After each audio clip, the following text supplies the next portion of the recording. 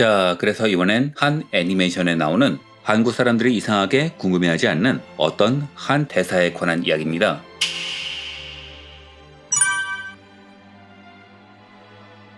향기로운 꽃은 늠름하게 핀다. 이하 향꽃이라 부르겠습니다. 만화책을 좋아하긴 했지만 애니메이션은 처음에는 별로 기대를 하지 않았죠. 하지만 나중에 제작진이 발표된 후 생각을 바꿨습니다. 4월은 너의 거짓말. 아케비 셀러벅에서 검증된 쿠로키 미유키 감독이 맡았으니 넷플릭스에서 찾아볼 수밖에 없겠죠. 결론부터 말하자면 원작의 감성을 잘 해석한 원작을 초월한 작품이 나왔습니다. 작품의 내용은 심플합니다. 작중에는 바로 이웃인 두 학교가 있죠. 성적이 낮은 학생만 가는 남학교인 시도리 고등학교와 아가씨들만 다닌다는 중고등학교 통합인 에스컬레이터식 학교, 유서 깊은 여학교인 사립 기쿄학원 여자고등학교. 이 둘은 서로를 경원시하는 사이인데요. 시도리에 다니는 고등학교 2학년인 츠무기 린타로는 부모의 케이크 가게 일을 돕던 도중 손님으로 와있던 소녀, 케이크를 여러 개 먹고도 살이 안 찌는 신기한 소녀인 와구리 카오루코를 만납니다. 이후 둘은 급속하게 가까워지지만 그들의 사이에는 의외로 장벽이 많군요.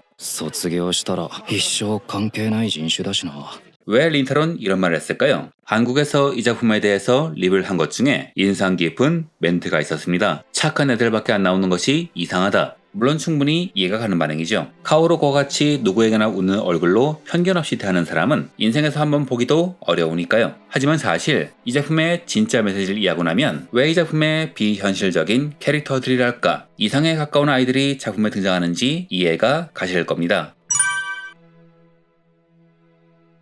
일본의 만화를 보다 보면 이 학교엔 문제야만 들어온다던가 이런 학교에 들어왔으니 인생이 끝났다는 식의 말이 자주 나오죠. 즉 학교관의 서열에 민감하다는 뜻인데 사실 이건 한국인 처지에선 절반 정도만 이해가 가능한 말입니다. 대한민국은 좋은 대학을 나와야 인생의 허들이 낮아지는 나라고 분명히 특목고가 명문대에 진학에 유리하니 학교간의 서열은 존재하겠지만 기본적으로는 고교 평준화가 되기도 했고 일반 학교에서 명문대에 가는 사람도 있으니 인생 망했다는 투의 저런 대사는 한국 사람들에겐 도통 이해가 안 되겠죠. 하지만 일본 사람들에겐 저게 당연합니다. 일본에선 학교 간 계급이 분명히 존재하며 그 계급이 평생을 좌우하는 국가니까요. 일본 학원물에서 자주 등장하는 학교 간 계급 차이는 단순한 허구적 설정이 아니라 일본 사회의 뿌리 깊은 한역사회 구조와 치열한 입시 경쟁을 반영한 일본의 현실적 문제입니다. 이러한 현상은 역사적, 문화적, 사회적 요인이 복합적으로 작용한 결과이기도 하죠. 우리나라는 자사고, 특목고를 제외하면 학교가 평준화되어 있지만 일본의 학교는 편차치로 분류되어 있어요.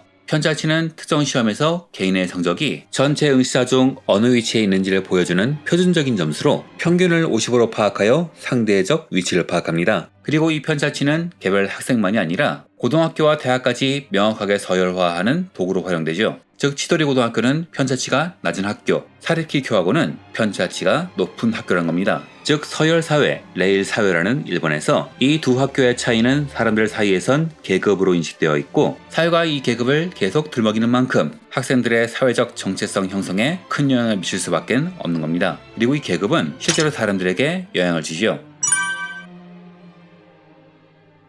일본 사회에서는 메이지 유신 이후 근대화 과정에서 학력을 통한 인재 등용이 정착되면서 기존 계급 시스템이 유지되었습니다. 이때 만들어진 구조는 100년 넘게 유지되고 있으며 전후 고도 경제 성장기를 거치면서 일본 사회는 좋은 고등학교, 좋은 대학, 좋은 대기업으로 이어지는 성공 공식이 사회 전반에 깊게 각인되었죠. 일본은 1967년 학교군 제도의 형태로 고교 평준화를 시행하긴 했지만 이런 상황이니 사실상 평준화는 의미가 없었고 오히려 사교육 시장이 방대하게 커지자 일본 정부는 2003년부터 학교군 제도를 폐지하면서 사실상 학교 간 계급을 부활시켰습니다. 그리고 이 계급은 일본인의 평생을 좌우하지요. 1990년대 초 거품경제 붕괴 이후 일본은 잃어버린 10년, 잃어버린 20년이라 불리는 장기 불황을 겪게 되지요. 기업들은 신규 채용을 대폭 줄이거나 비정규직 위주로 고용 형태를 바꾸었습니다. 그런데 일본의 기업 시스템은 연공제 중심이라 우수한 신입을 학벌 위주로 골라 가르쳐서 키우는 데서 벗어나지 않았고 키우기 위해서는 아무래도 갓 졸업한 학생들이 유리했던지라 일본에선 졸업 후 당장 일자리를 잡지 못하면 평생 일을 못 잡는 경우가 많았죠. 문제는 경제의 불황으로 인해 채용은 줄였는데 졸업한 사람은 넘쳐나는 상황이라 경쟁에서 밀려난 사람은 프리터나 히키코모리가 될 수밖에 없었습니다. 이들을 잃어버린 세대, 로스트 제너레이션이라고 하지요. 그래서 일본에선 인생의 레일에서 밀리면 죽는다는 인식이 강해졌고 그게 학교, 학원에도 영향을 끼친 거죠.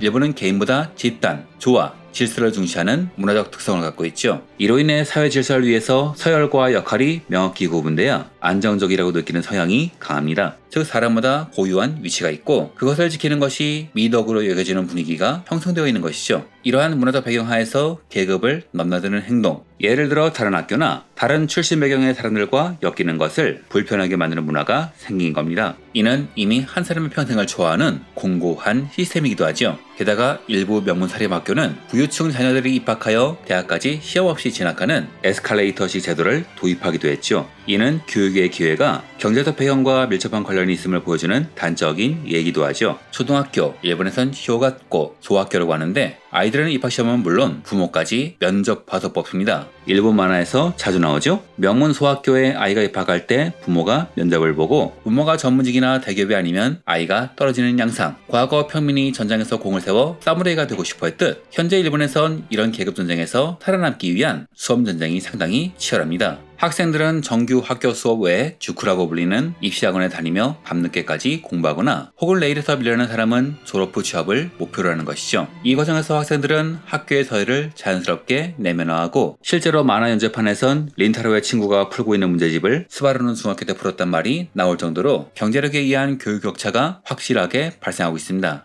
즉 사회계층의 대물림이 당연한 것이 일본 사회니 자신이 속한 학교의 등급에 따라 자부심을 느끼거나 열등감을 갖게 되는 것이고 이것이 사회에서도 이어지는 것이죠. 그래서 린타로는 卒業したら一生関係ない人種だしな 라고 단정을 지을 수 있는 겁니다.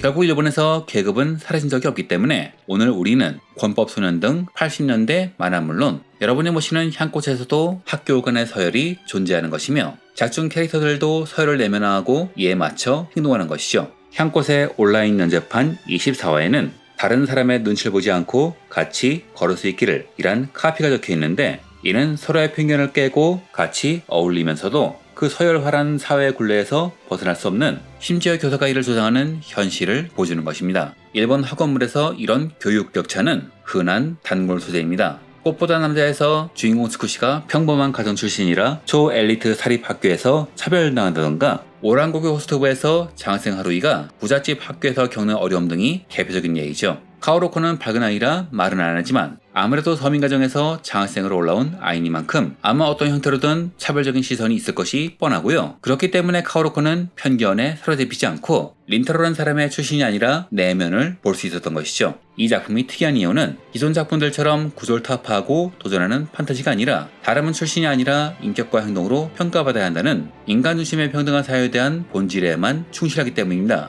이는 작가가 가진 철학의 깊이를 보여주죠. 기존 사회를 부수는 혁명은 오래가지 못한다. 사회 내에서 이것이 편견이라 깨달아야 진정한 변화가 일어날 수 있음을 최소한 알고나만 좋은 사람을 차별이란 장벽 너머에서 편견을 갖고 보지 말라는 것을 작품 전체에 걸쳐 말하고 있죠. 일본 학원물에서 나타나는 학교 간 계급 차이라는 인식은 단순한 미디어의 과장이 아니라 일본 사회의 구조적 특성과 문화적 배경을 반영한 현실적인 문제입니다. 편차치라는 명확한 서열화 도구, 학력이 인생을 결정한다는 강력한 사회적 믿음, 그리고 이로 인해 발생하는 극한의 입시 경쟁이 복합적으로 작용하여 학생들로 하여금 학교란 작은 사회 안에서 계급을 인식하고 그에 따라 행동하게 만들고 있죠. 이러한 현상은 단순히 어느 학교 출신이냐를 넘어서 한 개인의 잠재력과 미래까지 그 학교의 등급으로 정해버리는, 그렇게 사회유지는 가능할지 몰라도 기존의 틀을 깨는 도에게 어려운 일본 사회의 구조적 특징을 적나라하게 보여줍니다. 그리고 이것은 결코 우리에게도 남의 일이 아니기에 이 작품이 제시하는 남이 만든 편견에 갇혀 사람을 보지 말자는 메시지는 한국인에게도 와닿는 현실에 대한 비판적 성찰이며 더 나은 사회에 대한 열망을 담고 있다고 볼 수도 있겠네요. 다음 영상도 기대해 주시길 바라며 지식으로 세상을 보는 이 채널의 영상은 여기서 마치겠습니다.